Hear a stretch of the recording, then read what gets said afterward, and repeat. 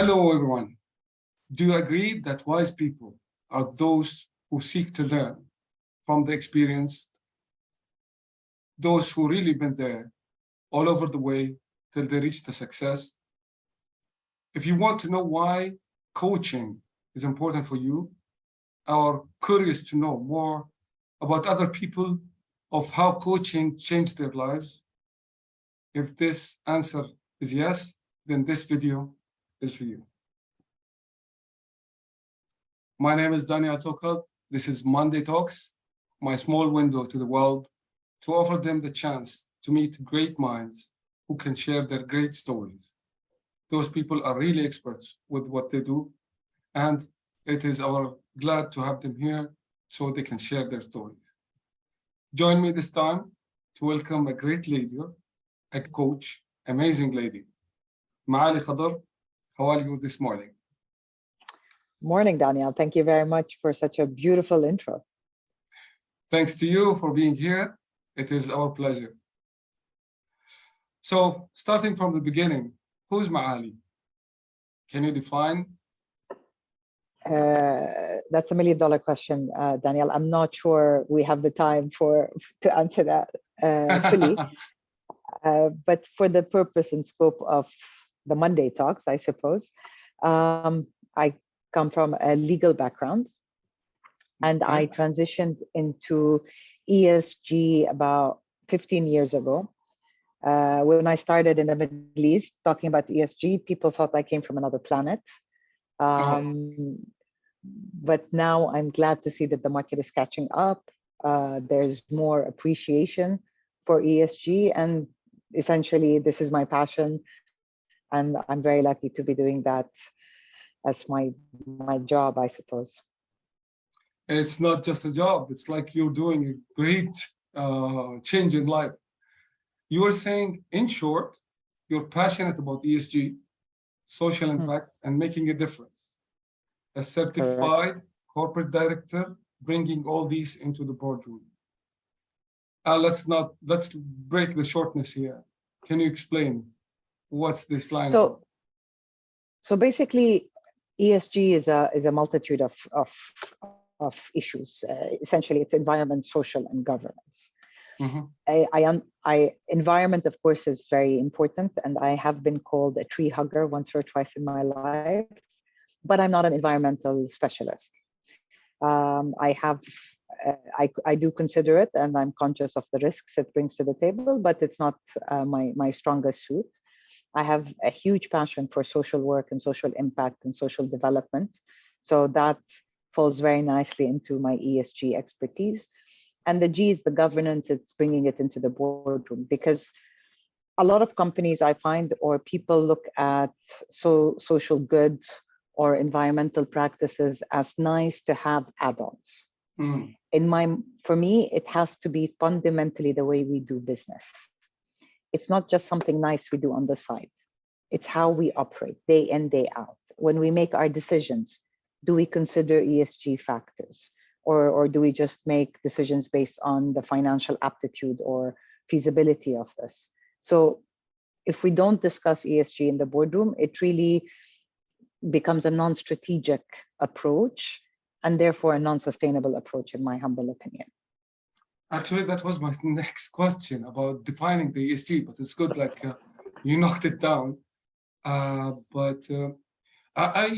don't see, or let's say, let us have more idea about how this develop into sustainability. It's like environmental, social, governance leads into sustainability.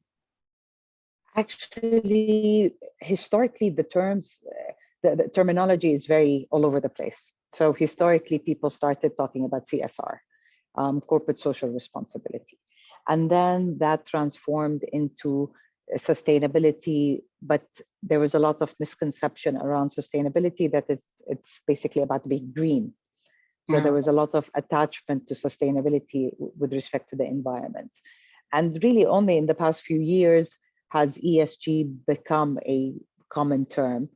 And I think in a way that clarifies that it includes all three elements. And together they result in sustainability in its original meaning. as a word for longevity, long-term effectiveness. So it's no longer, in this context, I say sustainability as it's something that you can keep doing for the long term. It's not a technical term of environmentalness or social responsibility or governance practices. I don't know if that answers your question. Yeah. So far, or did I confuse you? well, I'm trying to cope up with it, but I could see, I understand social and governance, but let's say environmental. How is that related to business? It's related to everything. So I'll give you a simple example. I had a client that came to me and said, we're moving offices because, you know, we could get better space, better price, and we're moving out of the city. And I said, okay, have you spoken to your employees? No. Have you spoken to your suppliers? They said no. And I was like, it's going to be a really tough sell because your environmental footprint is going to increase substantially. And your employees' footprint is going to increase substantially. They ignored my advice, focusing only on the bottom line, and moved offices. They had to relocate again in 6 months' time because their employees were not happy driving that distance. Oh. The biosphere where they've set up was also substantially negatively affected by the increased pollution of 100 employees driving there when it used to be a clean virgin territory. The local community was not happy to have them because they did not engage with them. So environment affects us directly and indirectly in more ways than we think. And if we don't think about it and we don't consider it, it will affect our bottom line. So it is a driving factor. It should be, yes. Wow. If you're more environmentally responsible, you lower your energy costs, you lower your water costs, you can use renewable energy. Yes, of course, it affects your bottom line. Wow. Okay, I've read this somewhere on the Google. Most socially responsible investors check companies out using this ESG criteria to screen investments. What exactly is the part of Maali or Middle East Institute of Directors, right? I spelled it like, right? Yeah, you got it right.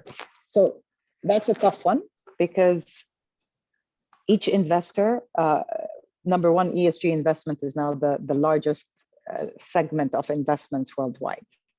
And each investor has their own ESG criteria. I mean, there's global basics, but essentially each investor uses their own criteria. So we actually work with both the investors to help them set up that criteria, to help them find a methodology to assess companies. And we work with companies to improve their ESG status. So it just depends. Are you a company or an investment company? Okay, interesting. So you're trying to catch it up from all perspectives, owners, investors, even employees. It's for everyone's benefit. Impressive, really.